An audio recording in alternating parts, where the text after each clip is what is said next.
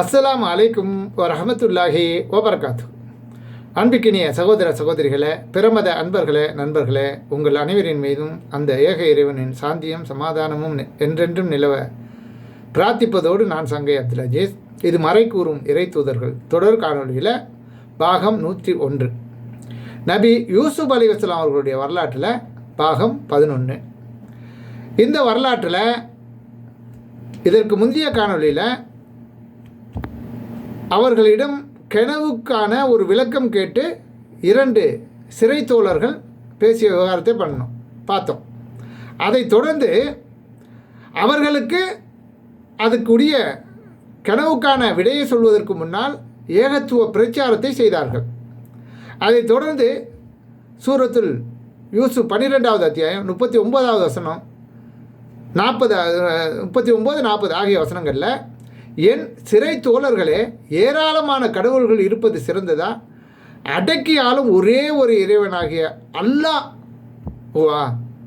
யார் சிறந்தவர்கள் என்று கேட்டார்கள். பிறகு, அவனை அன்று நீங்கள் வணங்குபவை வெறும் பெயர்களே, நீங்களாக வைத்து கொண்ட பெயர்கள். நீங்களும் உங்கள் முன்னோர்களும் அவற்றுக்கு பெயரிட்டீர்கள். இது குறித்து அல்லாஹ் எந்த சான்றையும் இறக்கி வைக்கவில்லை. அதிகாரம் அல்லாஹுவை தவிர வேறு எவருக்கும் இல்லை. அவனை தவிர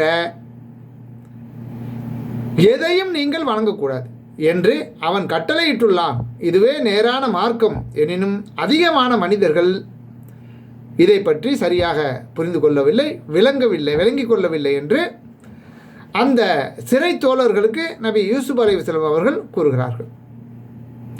அப்போ அந்த சிறை தோழர்கள் 2 பேருமே தாங்கள் கண்ட கனவை கேட்பதற்காகத்தான் நபி யூசுப் அலைஹிஸ்ஸலாம் அவர்கள்ட்ட தங்களுடைய பிரச்சனைகளை ஆரம்பித்து சொன்னார்கள். அதற்கு விளக்கம் சொல்வதற்கு முன்னால் அவர்களுக்கு இம்பார்ட்டண்டான தேவையான கடவுள் என்றால் யார், கடவுளுடைய அதிகாரம் என்ன, இன்றைக்கு உலகத்தில் மக்கள் எதையெல்லாம் கடவுள் என்று கற்பனை செய்து கொண்டு வணங்கி கொண்டிருக்கிறார்கள், இவைகளெல்லாம் சரியா என்பதை அறிவுபூர்வமாக முதல்ல அவங்கள்ட்ட கேள்வி மூலமாக கேட்கிறார்கள். நீங்கள் எதையெல்லாம் செய்து வைத்து கொண்டு உங்கள் முன்னோர்கள் வைத்த பெயர்களை அப்படியே நீங்களும் அழைத்து கொண்டு அதுக்கிட்ட நீங்கள் கேட்குறீங்க, உங்களுடைய கோரிக்கைகளை வைக்கிறீங்க, அது உங்களுடைய கோரிக்கைகளை செவியாக இருக்குமா?